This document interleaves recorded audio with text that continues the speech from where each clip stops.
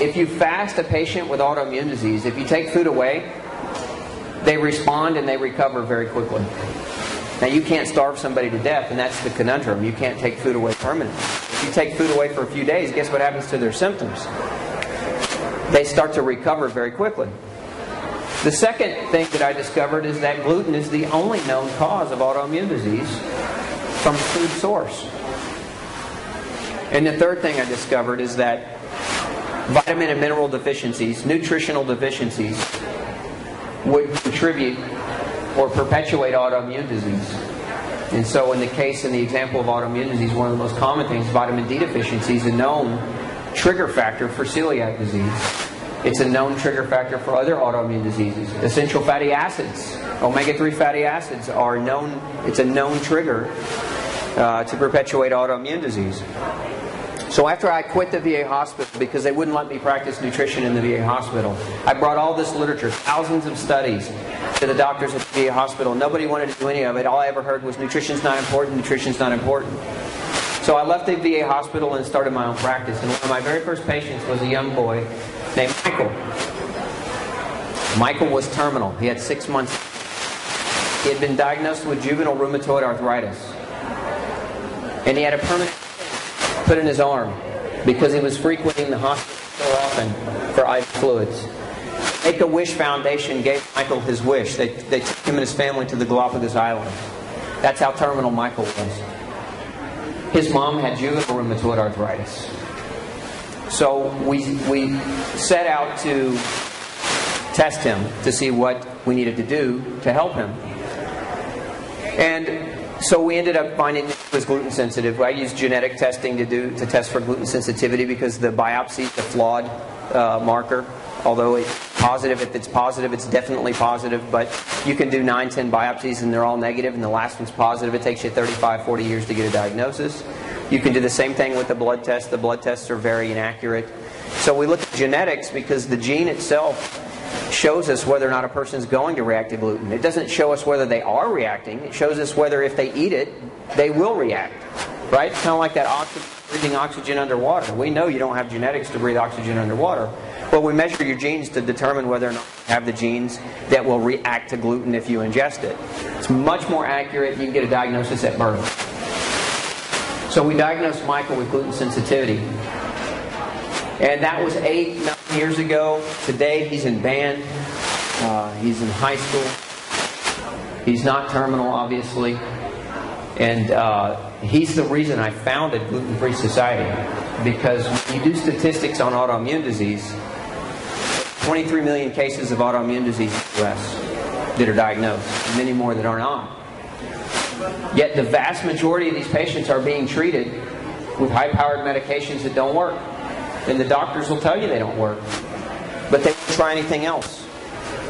And so I founded Gluten Free Society to disseminate the information about gluten so that we could share that gluten sensitivity can cause more than 300 types of disease. 190 of them are autoimmune diseases. And so if you're focused only on celiac disease, that's a big part of the problem. And that brings me to the topic of today, which is this. If you're diagnosed with celiac disease, went traditionally gluten-free, in other words, went wheat, barley, and rye-free, got better, your health scale went from death's door to functional, but you still have other issues like joint pain or arthritis or thyroid disease, then you're not doing it right, because those diseases are all linked to the same gluten that celiac disease is linked to. And you're just not catching it, or the doctor's just not understanding that it's the gluten that's contributing to your problems. Does that make sense? Next slide.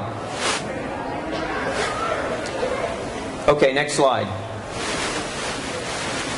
So let's talk a little bit about what to do, how to go gluten-free right, and what to do when going gluten-free fails. And here's the thing, if the whole mission of going gluten-free is to restore your health from disease, and you've gone gluten-free and feel better, but you still are with multiple types of disease, then you're not better, right? So this is the steps. These are the next set of steps that we take to start getting better.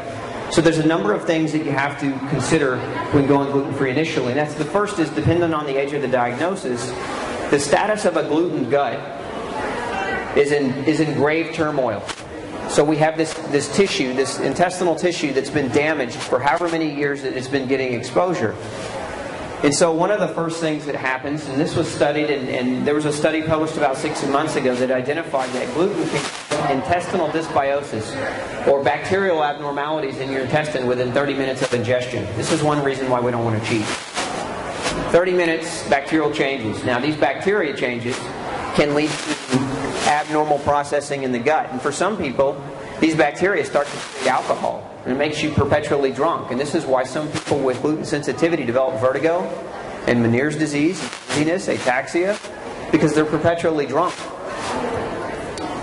So dysbiosis is abnormal bacterial growth in the gut. And that can be measured. We can measure bacterial growth in the gut, the type of bacteria that a person has.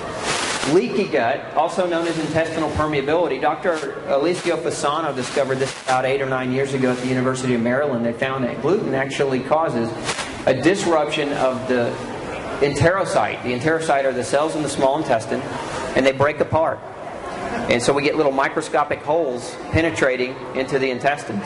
And these little leakages, what happens over time is we start developing a lot of food allergies, because whole food proteins are now leaking through these holes. And so on the average patient I see, they're coming in, they've gone gluten-free in a traditional sense, but they've got all these other food allergies that are keeping them sick because they've had a leaky gut as a result of eating gluten for years and years and years, and nobody ever looked at other foods to try to get them to remove other foods that they were potentially reactive to. Does that make sense? The lowered capacity to produce digestive fluids, and Melinda was speaking on this in her talk. She was talking about the FODMAPs and how not having the digestive enzymes to be able to process some of the basic sugars. Very common thing that happens is the gut wears out, and the damage reduces the capacity to make digestive enzymes. Not just in the gut. Gluten can damage your pancreas, and your pancreas also produces digestive enzymes. Gluten can damage the liver, and the liver regulates blood sugar and regulates other components of how we make energy. So that lowered capacity to produce digestive fluids leads to malnutrition.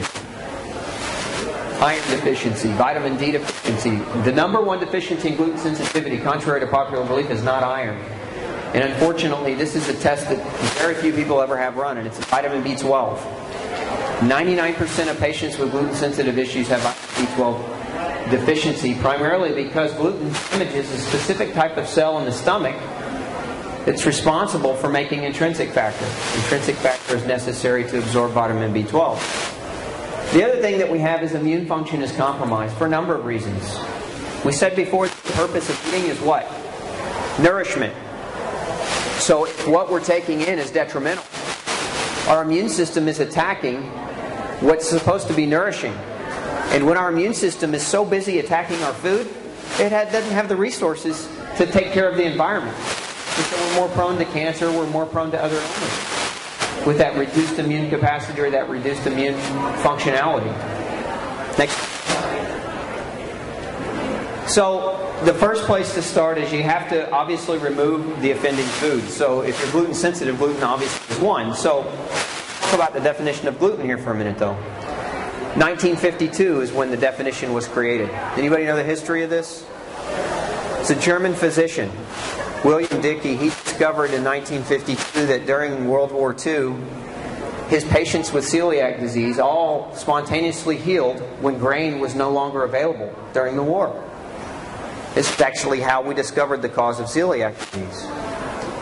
And after the war, he published a study and said that the staple grains in Germany, the wheat, barley, rye, and oats, are the grains that we see, when removed, lead to spontaneous remission of patients with celiac disease.